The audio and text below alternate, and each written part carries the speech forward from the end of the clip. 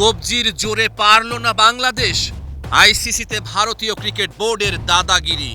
টি-20 বিশ্বকাপ খেলতে ভারতে যেতে হবে টাইগারদের, সিদ্ধান্ত জানিয়ে দিয়েছে আইসিসি।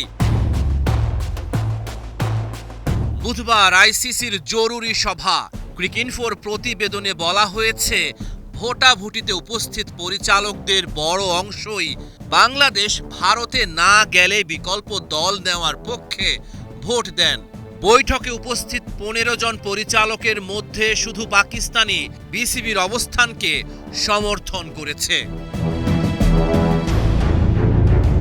মঙ্গলবার পাকিস্তান ক্রিকেট বোর্ড আইসিসি ও অন্য বোর্ডগুলোর কাছে চিঠি দিয়ে জানায় তারা বিসিবির অবস্থানকে সমর্থন করে। পাকিস্তান চায় বাংলাদেশ শ্রীলঙ্কায় খেলুক, কারণ শ্রীলঙ্কা এই টুর্নামেন্টের সহ আয়োজক। আইসিসি বোর্ডের অনলাইন সভায় যোগ দেন আইসিসি চেয়ারম্যান জয় শাহ, বিসিবি সভাপতি আমিনুল ইসলাম বুলবুল, ভারতীয় বোর্ডের সচিব দেবাজিৎ সাইকিয়া সহ টেস্ট খেলুড়ে সব দেশের প্রতিনিধি। এছাড়াও ছিলেন আইসিসি দুর্নীতি দমন বিভাগের প্রধান অ্যান্ড্রু এফ গ্রেভ। গেল শনিবার ঢাকায় এসে আইসিসির প্রতিনিধি হিসেবে বিসিবির সঙ্গে সভা করে গিয়েছিলেন তিনি। বাংলাদেশ সরকারের সাথে আলোচনা করে সিদ্ধান্ত বদলাতে আইসিসি বাংলাদেশ ক্রিকেট বোর্ডকে 24 ঘন্টা সময় দিয়েছে।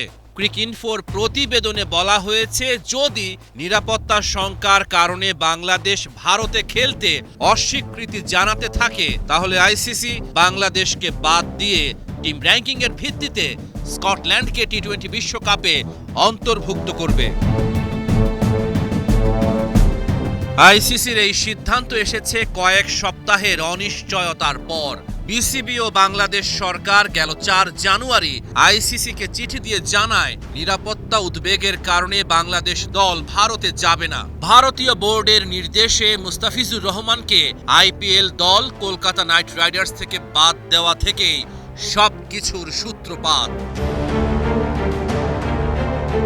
এরপর থেকে বিসিবি ও বাংলাদেশ সরকার তাদের অবস্থানে অনড় থাকে। বাংলাদেশ ভারতে যাবে না এবং তারা চায় শ্রীলঙ্কায় খেলতে।